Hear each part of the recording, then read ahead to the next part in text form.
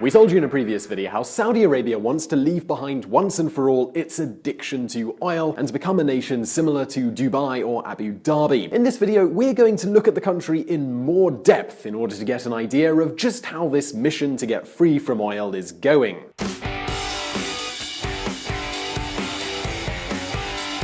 The thing is, there is a specific name, a leader behind this ambitious plan. And my question to you is, do you know who this person is? Well, for those of you who don't, the person who is turning everything upside down in Saudi Arabia is Mohammed bin Salman. But a name alone, it doesn't explain much, so now you might be wondering, who is this man really? What are his intentions, and what exactly is he trying to do? Well, these are the questions that we're going to be answering in today's VisualPolitik video, so let's get started, shall we? The Prince of Change.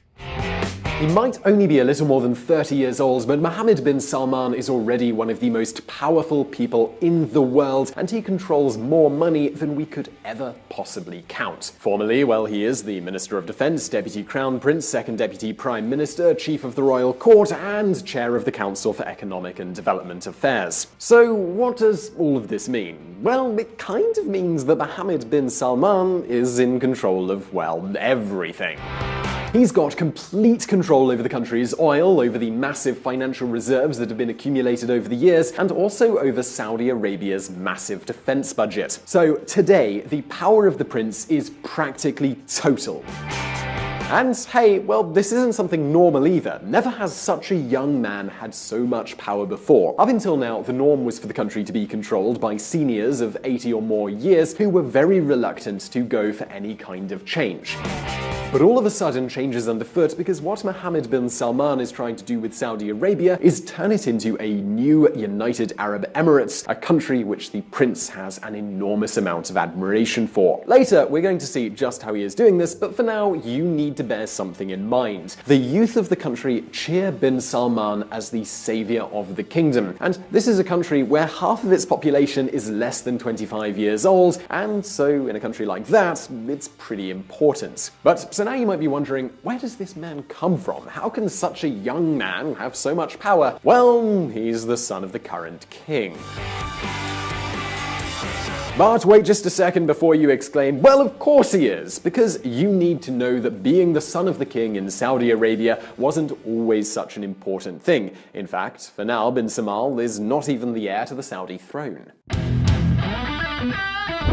The battle over the throne. Salman bin Abdulaziz is the king of Saudi Arabia. He is the son of the man who is considered the founder of the country, Abdulaziz bin Saud. Well, since Saud died in 1953, the kingdom has been inherited by brother after brother. Abdulaziz bin Saud had 17 known wives, and it is calculated that he also had around 32 sons. So there were quite a few potential heirs. The thing is that when the current king, who is believed to be the 25th son, reached power a few years ago in 2015, the first thing he did was change the laws of succession. Even though some of his brothers are still alive, he has decided to put the new generations in charge of this process. To do this, he has decided to appoint his nephew, Mohammed bin Nayef, who is closer to Washington than others, and he has been in charge of security for the last few years, as well as the secret services and the fight against fundamentalism.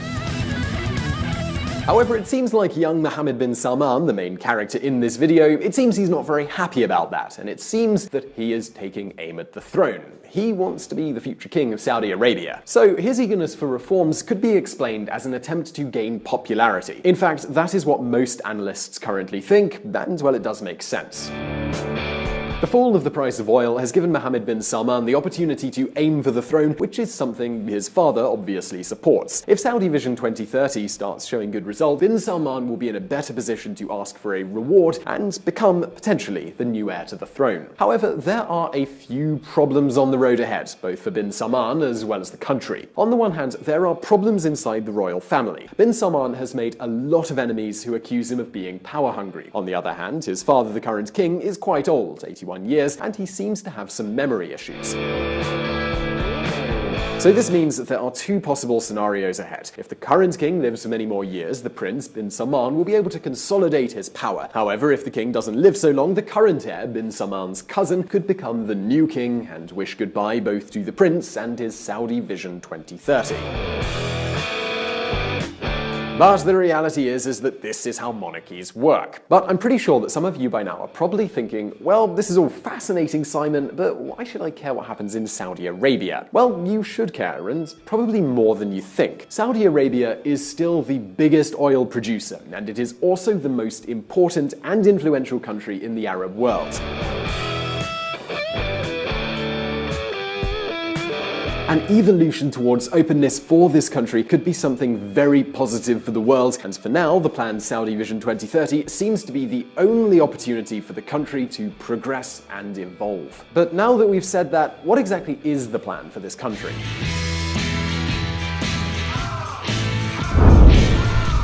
Incorrigibles. So far in today's story, we've seen a handsome prince and a battle over the throne, but we need a third ingredient for this Saudi soap opera, and that's luxury and money. Well, of all the royal families in the world, the Sauds, the royal household of Saudi Arabia, might be the most addicted to money and luxury. And, well, now you're going to see why. As we have mentioned in several videos, the fall of oil prices has jeopardized many countries, and among them is Saudi Arabia. Only in 2016, and even though many adjustments were made, the country had a deficit of more than $80 billion. And now the question becomes, what can they do in order to fix such a hole in their budget? Well, in 2016, the Saudi government announced that the country was going to go on a diet. So for the first time in decades, austerity reached Saudi Arabia. The government of bin Salman started with reductions in public wages, canceled many projects whose profitability was uncertain, reduced subsidies on gasoline, water, electricity.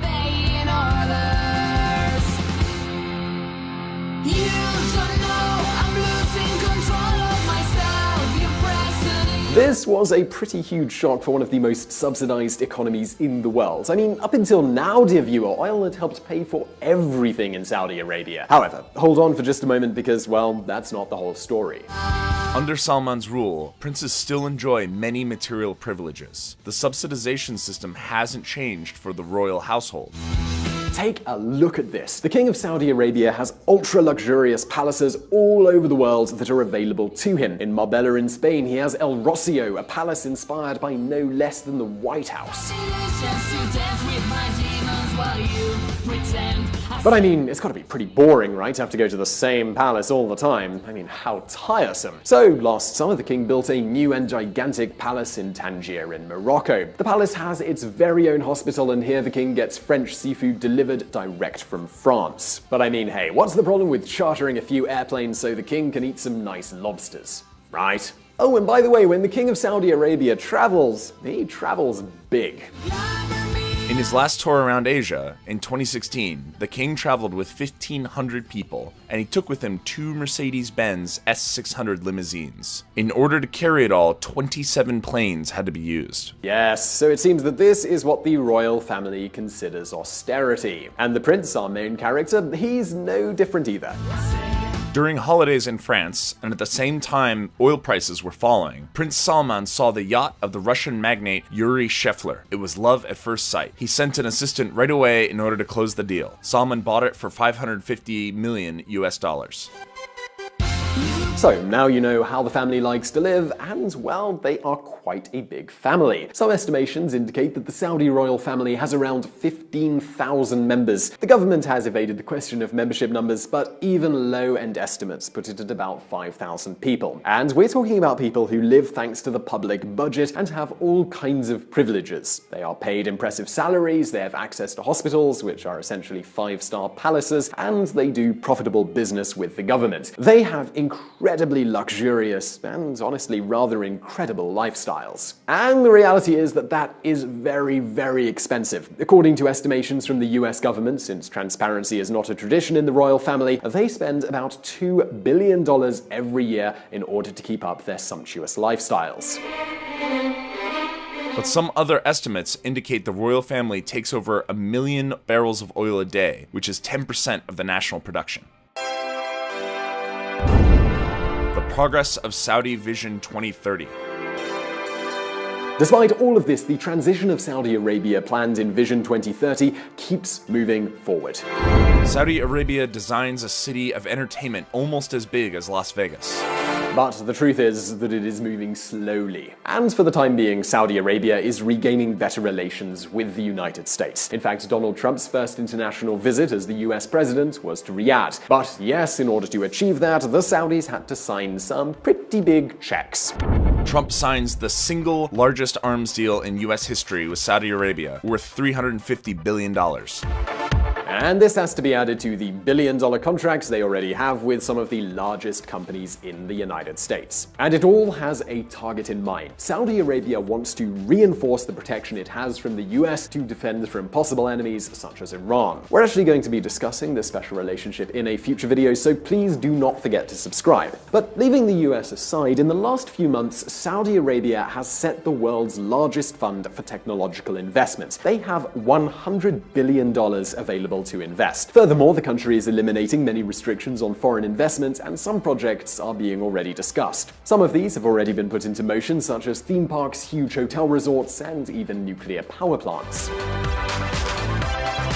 But, as we have been telling you, transforming this country won't be easy at all, and this is just the start of their very own soap opera. There's the huge money wastage of the royal family, which means they have to deal with a lot of criticism from the country's powerful religious leaders, who, by the way, have a terrible lack of respect for civil rights. Then there is the war in Yemen and the uncertainty of the heir to the Saudi throne. So now, what do you think about the luxurious lifestyle of the Saudi royal family? Do you think Riyadh will ever become some sort of Dubai? Well, please leave your answers in the comments below, and do click like if you enjoyed this video, and don't forget to subscribe for brand new videos just like this every Monday and every Thursday. And as always, I'll see you in the next video. And if you want to learn more about politics and hear even more of my lovely voice, you can join us at Reconsider Media. We have a podcast at reconsidermedia.com/podcast. See you there.